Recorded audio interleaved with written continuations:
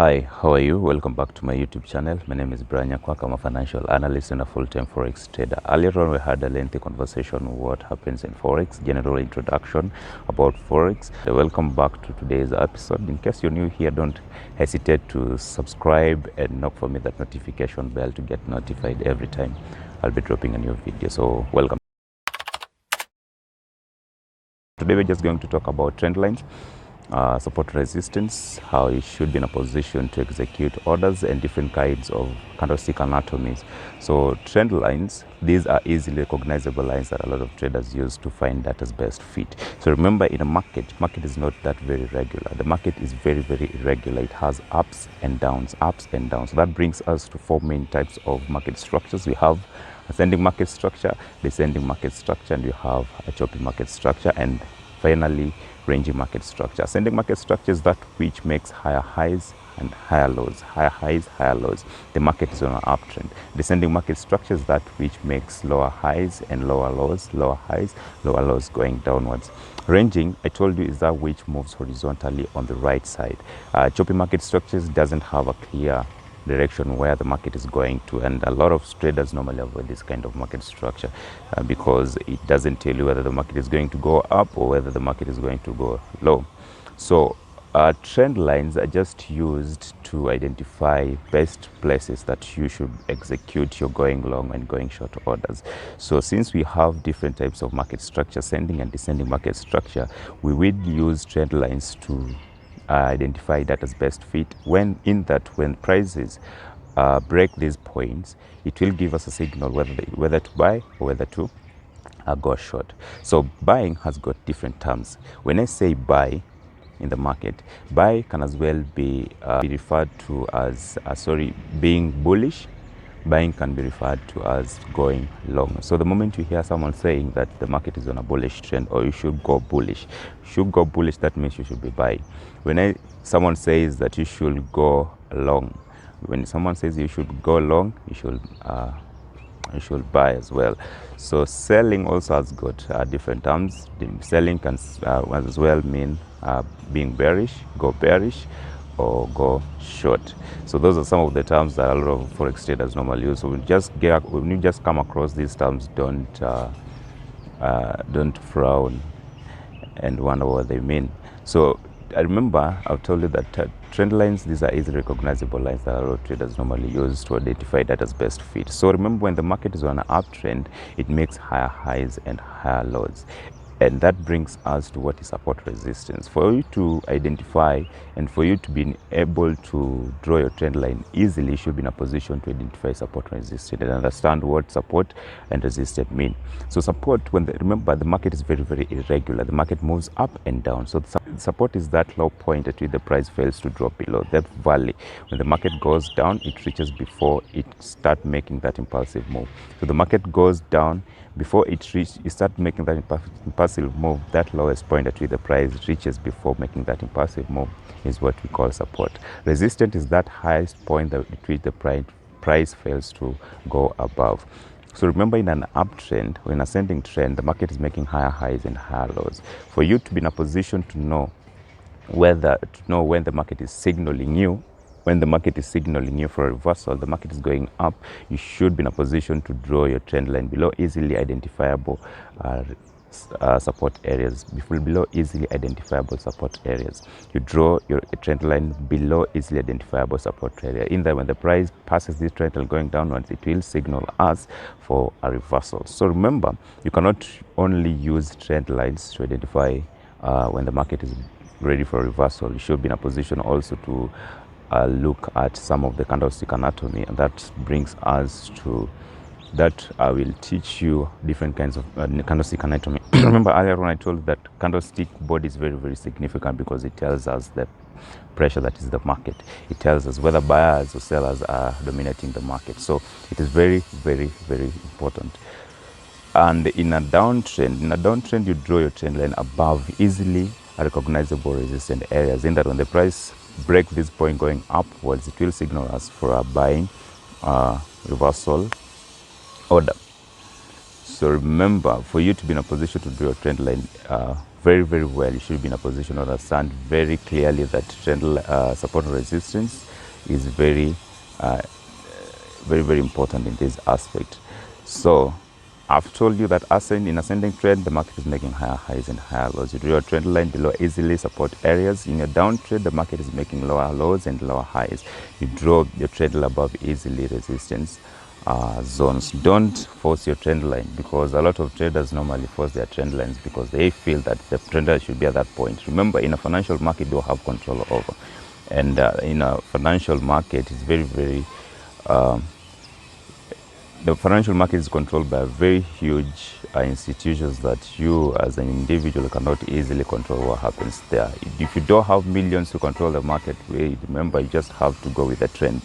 When the market is on an uptrend is when you execute your going long order. When the market is on a downtrend, remember, you only execute going short order. Don't come up with your own opportunities. In financial market, you wait for opportunities. You don't create your own opportunity, because when you create your own opportunity, definitely you will be stopped out. Stop-out levels where the broker will automatically close your trades because you have run out of the margin. The margin level has dropped below 30%. So it is very, very important, because it is very, very important to always trade with a trend. Don't create your own opportunities. You see the market going upwards and you feel like you see the market going upwards, always wait for the market to retrace to a support. Wait for a confirmation. Some of the confirmation, these are candlestick anatomy, things like spinning tops. We have hammer, we have bullish engulfing candlesticks, is when you execute your order.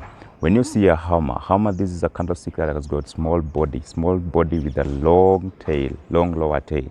Small body with a long lower tail, it means that the market has reached indecision, and long lower tail means that buyers, at some point the market went down, and due to some reasons we don't know, buyers pushed the market and closed it upward. So you should be in a position to wait until the succeeding candlestick forms, and when it becomes bullish is when you execute your going long order. So don't create your own opportunities. Another thing is bullish engulfing candlestick. The market is on an ascending trend. It comes to a retrace. Remember, when the market goes upwards and then comes to a retrace, it is retracing up to the previous resistance zone. So you'll be in a position to also allocate your resistant areas appropriately. And the best chart to draw your support resistance is a line chart, because line chart, remember I told you that it is the closing prices that have been joined by a line to form that line chart. So the closing prices, you should be in a position where the market is going up. That peak is when you draw your trend line. That peak is when you put your resistant area. So remember, the market is going up, it will pass that previous resistant areas, goes to a new resistant areas, come back to a support. So remember, resistant areas, our previous resistant area will in most cases will become our new support area. So at that new support areas, you wait for confirmation. Some of the confirmation I've told you, we have hammer, we have bullish engulfing candlesticks, we have tweezer tops, tweezer bottoms, we have inside bars, So you should be in a position to wait for those confirmation. And when these confirmations comes, some of the candlestick anatomy, you should be in a position also to wait for confirmation for the succeeding candlestick to fully form. In trading forex, you don't trade with when the candlestick is still forming. Let's say, for example, when one candlestick is taking 15 minutes to form, wait until it closes is when you execute your order, either going short or going long order. You don't just trade because you've seen the market, sellers are pushing the market down, the market is rallying down, the market has not closed, and then you execute your going short order. The market, when the candlestick has not fully formed, and the candlestick is rallying up, going down, there's that tug of war between sellers and buyers, and you hurriedly go and execute your going short order, the market will definitely at a point hit up, or because some of the reasons we don't know, because remember I told you that there are some of the fundamental factors that really push the market up. So the market was rallying down, there was that tug for 15 minutes has not elapsed, and sellers are dominating the market. You as a trader, you have come up to a conclusion that you should be enter a going short order. You have entered a going short order, and due to some reasons we don't know, buyers enter the market and push the market up. So remember, you'll get to a loss. And in forex trading, actually you make profit by anticipating whether the one currency is going to increase in value than the other. And in candlestick chart, we have candlestick chart is a collection of candlesticks.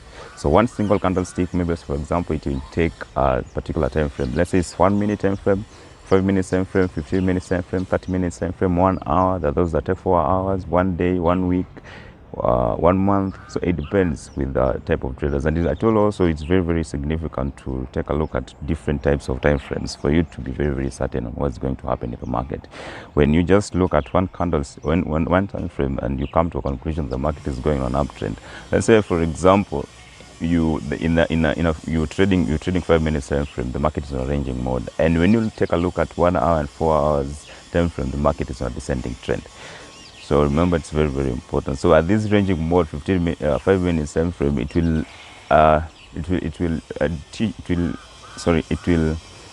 cheat you that the market is on a ranging mode, and then you